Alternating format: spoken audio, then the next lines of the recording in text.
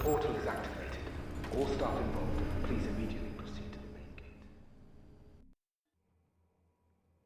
This is the closest entry point to the aircraft factory. You don't have to walk far, but there are some obstacles. Zeus has severed access to the factory, but you can make your way using energy triggers.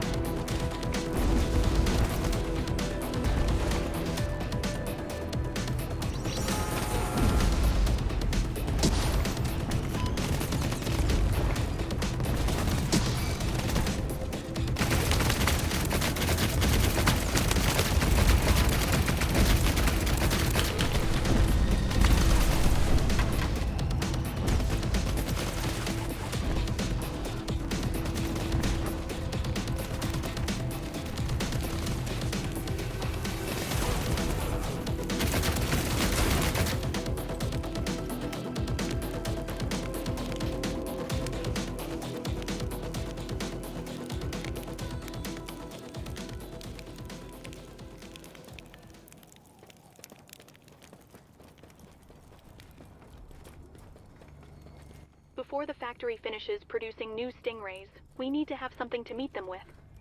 Try to take as many of Zeus's mechanisms as possible on this cliff.